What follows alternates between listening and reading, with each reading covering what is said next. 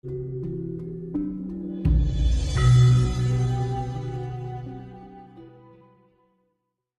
itu pasti semua ada maksud. Kita nggak bisa. Misalnya terjadi banjir di sana, saya juga nggak berani ngomong apapun karena terjadinya banjir di sana pasti ada sebab dari terjadinya banjir itu. Seperti itu. Jadi alam ini sebenarnya udah berjalan sendiri.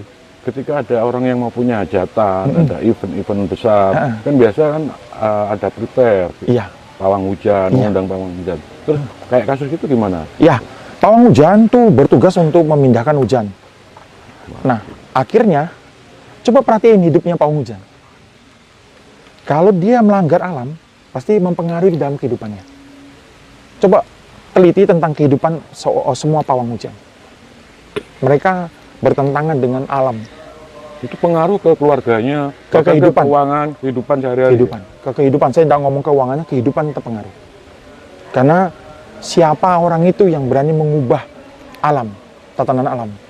Semakin waskitanya seorang petapa, saya kan suka sekali menenangkan diri. Kita menuju ke jalan resi atau keberamahan. Jadi semakin waskitanya seseorang, dia akan menyadari bahwa semua alam ini harus berjalan dengan semestinya. Tidak bisa kita ganggu. Seperti itu. Ini masih tetap berseputar pawang hujan. Iya. Seperti pawang hujan itu kan mereka itu melakukan apa ya? Minta restu, minta izin kepada semesta juga. Mungkin ada beberapa saat yang dia butuhkan hanya untuk sekedar mengabulkan hajatnya biar tidak sampai turun hujan gitu. Iya. Jadi gimana? Nah, mereka tetap mintanya ke semesta juga. Oke, pertanyaan saya, siapakah mereka bisa mengatur semesta? Jadi, biasanya mereka menggunakan bantuan dari yang selama ini dia kerjasama. Goib itu yang memindahkan, goib itu yang apa.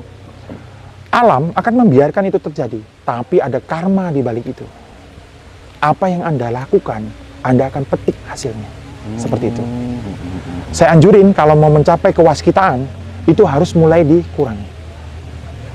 Karena setelah mulai masuk menapak ke jalan kewaskitaan, ya maksudnya kebenaran alam itu muncul, kita akan tahu bahwa kita ini hanya hidup di dunia ini ya mengikuti kehendak alam.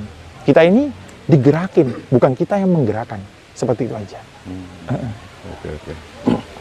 Oke, saya lanjutkan. Ada ini kasus pesugihan. Seorang bapak ini melakukan pesugihan. Sukses, besar, ya, kaya raya. Betul. Ini anaknya tahu bahwa si bapak itu melakukan pesugihan. Terus anak ini ingin pesugihan itu bisa diputus. Dia tidak ingin melanjutkan seperti kayak bapaknya.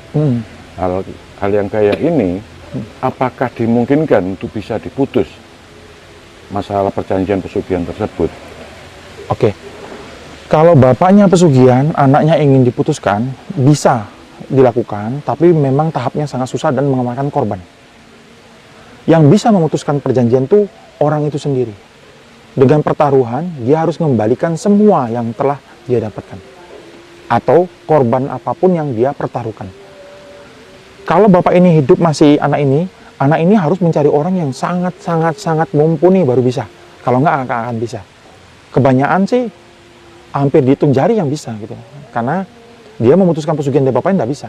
Soalnya Gusti aja membiarkan. Karena ada hukuman di balik itu. Kenapa dia bisa ini? Nah, lain kasus kalau bapaknya meninggal. Berarti pesugihan itu harus diturunkan. Nah, itu dia harus mencari orang yang mumpuni untuk lanjutkan. Tapi kalau di stop, berarti akan terjadi kemunduran dalam yang mereka miliki, kehancuran. Jadi pesugihan itu kalau tidak dilanjutin, hancur. Diambil lagi hartanya? Bukan diambil lagi, akan hancur semua, hilang begitu saja. Iya, dan mereka akan hidup lebih parah daripada awal. Seperti itu. Misalnya, sepele, dia jadi orang beragama nih. Oh, tutup pesugihannya, uang nanti kita kasih ke masjid.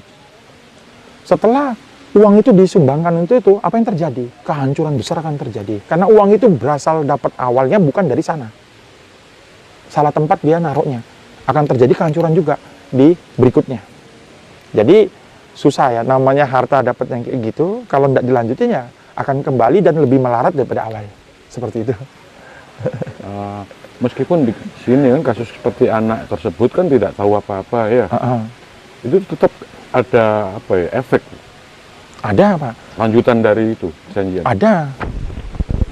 Jadi efek itu bukan cuma dari pesugihan aja, Pak. Bapak tahu nggak, dosa yang dilakukan oleh orang tua dan leluhur itu nurun ke anak. Kalau belum diberesin karma di awalnya.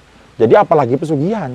Jadi ada banyak orang bertanya sama saya, Kanjeng bagaimana kalau kok orang ini hidupnya susah? Nah saya cari tahu ternyata leluhurnya dulu ada karma yang nyangkut. Jadi panjang turun, apalagi pesugihan pasti turun. Jadi seperti itu, Pak. Untuk kasus pesugihan itu ya, apakah bisa misalnya saya ingin pesugihan, tapi saya nggak ingin jadi korban, bahkan anak keluarga saya nggak ingin saya jadi korban. Terus saya bisakah memakai orang lain, entah itu teman, orang nggak dikenal, yang dipakai untuk jadi tumbal itu? Bisa, tetapi hanya orang yang dikenal. Jadi orang yang udah bertemu dengan Bapak, iya dengan Bapak, seperti pegawai, bisa. Bapak masukin aja pesugihannya pegawai akan korban 1 tahun 1. Dia kan suruh tanda tangan surat yang Bapak kasih untuk perjanjian kerja, kan dia nggak baca semua. Mana ada orang yang berlamar kerja baca semua surat perjanjian kerja. Habis itu dia tanda tangan, Bapak simpan kembali. Nanti dia pulang kerja, suatu saat waktunya kecelakaan dia meninggal. Itu adalah korban yang untuk itu. Seperti itu bisa, tapi itu termasuk yang paling tega tentang itu. Paling sadis. Paling sadis. Nggak bisa asal comot, ketemu di jalan ingin itu nunjuk. Nggak bisa, harus ada komunikasi dulu dan dia setujui apa itu Bapak, apa yang Bapak mau. Jadi kalau pegawai kan, ayo kamu kerja sini, tanda tangan ini, kamu setuju toh? Setuju. Itu udah terikat perjanjian. Makanya jangan gampang hati setuju dengan sesuatu yang nggak dibaca dulu, gitu. Goib itu sepele tapi mengikat. Oke. Nah, ini ada pertanyaan, apa resep vibrasinya Kanjeng Budi ini kok bisa luar biasa? Kalau saya itu suka sebenarnya intinya menyatu dengan alam. Menyatu dengan Iya. Saya tinggal di pertapaan Gandung Melati di Cangkeringan. Itu tuh alam semua, mata air dan lain-lain. Tiap pagi itu saya hanya duduk tenangin diri. Jadi begini, orang harusnya kayak gini. Kalau orang sampai enggak kayak gini, berarti ada sesuatu yang terjadi dalam dirinya. Baik ada masalah dan lain-lain gitu. Kalau masalah tidak bisa mengikat Anda, vibrasi Anda akan naik. Seperti itu. Oke. Seperti itu. Oke. Ki Budi, pertanyaan terakhir. Iya. Kan sekarang kan kemana-mana sama Pak Heru. Iya. Apa yang membedakan Kanjeng Heru dengan pengusaha-pengusaha yang lainnya? Saya kenapa ikut Pak Heru itu sebenarnya bukan soal lain-lainnya. Saya senang sama beliau karena beliau itu adalah pejuang budaya Jawa. Beliau berusaha, beliau juga mempertahankan budaya, beliau melestarikan tentang adat istiadat, misalnya kami rawuh kemana, ziarah kemana, itu yang sulit dicari zaman sekarang. Nggak ada pengusaha yang mau mikirin seperti itu. Jadi saya tuh begitu lihat awal beliau seperti itu, saya mau jadi teman beliau. Iya, jarang ada pengusaha yang mau sisihin dari hasilnya untuk memperjuangkan budaya, membangun apa tuh jarang. Zaman sekarang kan semua mikirin mau beli mobil mewah, mau beli apa gitu. Kalau beliau enggak, ayo kita naik, ziarah kemana, kita ini, ayo di mana dibangun. Itu pejuang budaya itu sulit dicari zaman sekarang. Semua orang hanya mikirin, mobil mewah, rumah bagus. Dia enggak begitu Pak Heru tuh. Makanya dari jiwa beliau tuh aku bilang, wah ini sulit cari orang seperti ini. Apa adanya, beliau pagi-pagi hanya berjalan dengan nggak pakai sendal, beliau lakukan lakunya. Jadi jarang pengusaha seperti itu sekarang. Itu yang bikin saya mau tinggal di tempat beliau, di pertapaan itu.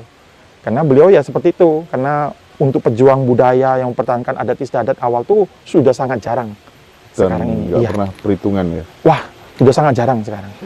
Bener-bener jarang. Saya udah ketemu banyak orang dari Jakarta sampai ke Yogyakarta. Nggak ada yang kayak gitu. Semua Artinya dia nggak hitung-hitungan, nggak pelit. Pak Heru tidak dia. Iya. Jadi di desanya nama beliau tuh ya dikagumin masyarakat tuh.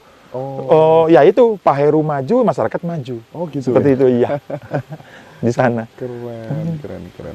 Itu Makanya sekali-sekali jalan ke Bedoyo. iya. Coba lihat reaksi masyarakat di sana. Masyarakatnya sangat welcome sekali. Saya aja yang cuma tinggal di pertapaan beliau, masyarakat kalau saya datang tuh dikasih makan, Oh. dikasih apa. Misalnya dia bilang, ibu-ibu, kamu tinggal di mana, Dek? Saya bilang di pertapaannya Pak Heru. Petik Pak, Dek, boleh metik salaknya, ambil aja sepenuhnya. Seperti masyarakatnya seperti gitu, makanya saya bilang, wah, jarang sekali orang yang bisa harum di daerahnya gitu kan. Itu seperti itu yang beliau selama ini. Saya nggak mau diwawancara ya. Itu susah. Dia nggak mau. Kaosnya itu apa sih tulisannya? Ini Gandum. pertapaan Gandum Melati. Gandum Ini iya, Melati. Gandum Melati. Gandum Ini pertapaannya milik Pak Heru yang sekarang saya tinggal di sini. Oke. Jadi ada mata air sakral yang dulu orang-orang kalau sakit, kalau apa mandi ke sana. Itu sekarang dibikin bagus sama Pak Heru dan hanya orang tertentu yang bisa datang.